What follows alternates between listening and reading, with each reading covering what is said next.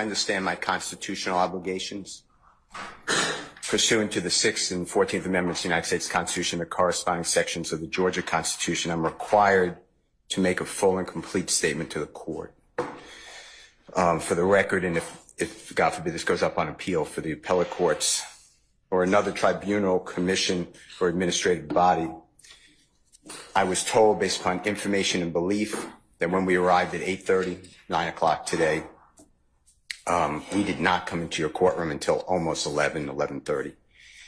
And what I found out just recently, this is not waived, is that supposedly in chambers, this honorable court reporter at times, honorable court at times, district attorney or district attorneys from the DA's office, as well as investigators, sheriff deputies, Mr. Copeland and his counsel met together.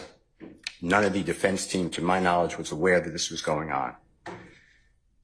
It was told, based upon information belief, that it was told to the district attorneys that Mr. Copeland intended to plead the Fifth Amendment.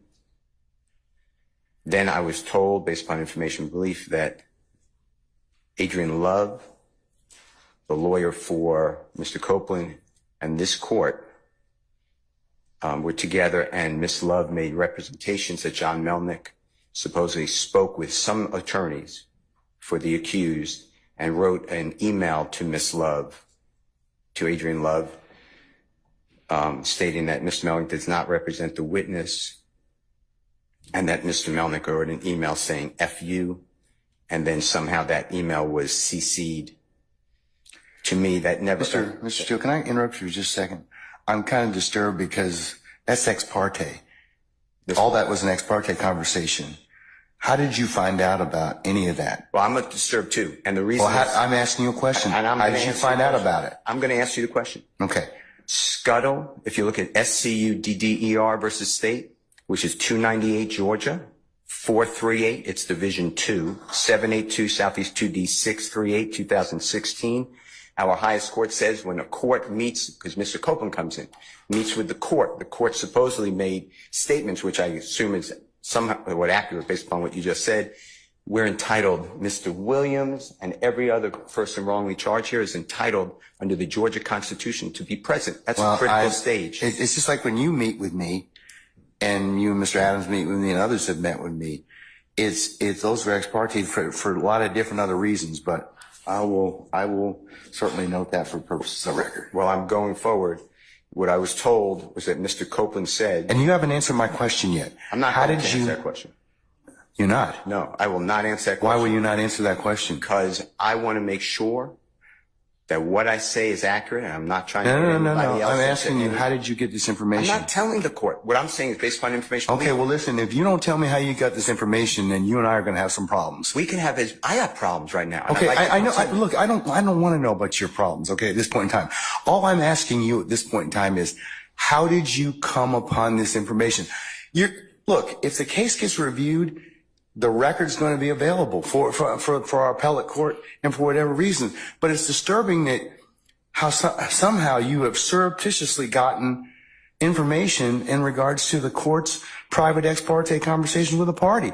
I mean, yes. A witness who was sworn in Friday, the court's telling, this is what I was told. If this is not true, not true. This court handed Mr. Copeland. Tell me how you got the information. Listen, whatever you want to do. Tell me how you got the information, then we can go ahead and go forward. I'm not going to say that. What I'm going to say is this. I was told, and I hope this concerns the court. It concerns me that you have proprietary information. Why is it Or proprietary? information that you should not be having that was ex parte. Why? With a party. Why? State of Georgia. How about the witness? How about Mr. Copeland, who supposedly announced he's not testifying and he'll sit for 2 years, and then supposedly this honorable court, or excuse me, let me rephrase that. This court supposedly said, I can hold you until the end of this trial. Ms. Hilton supposedly said, actually, all of the defendants and then all 26 people are disposed of. If that's true, what this is is coercion, witness intimidation, ex parte communications that we have a constitutional right to be present for. So I understand that you're upset towards me, but I don't know what I did. Mr. Steele, I still want to know, how did you come upon this information? Who told you? What I want to know is, why wasn't I there? Why? Sir, I'm going to hold you in contempt if you don't tell me who tell me who this information was I don't come want to be from. held in contempt. Well, I'm not then, answering that question. That's attorney-client privilege information. I am not answering attorney-client privilege. Unless you were in my chambers, that's the only way you can figure out. I tell you what, I'm going to give you 5 minutes. If you don't tell me if you don't tell me who it is, I'm going to put you. I'm going to put you in contempt because that is not attorney-client privilege. Attorney work product privilege. I am not. How did you get that information supposedly from my chambers? Did somebody tell you? I'm not. You should have told me. You got 5 minutes. Well, I don't need it. I want to continue. You got 5 minutes? This is what I was told. Mr. Copeland made statements.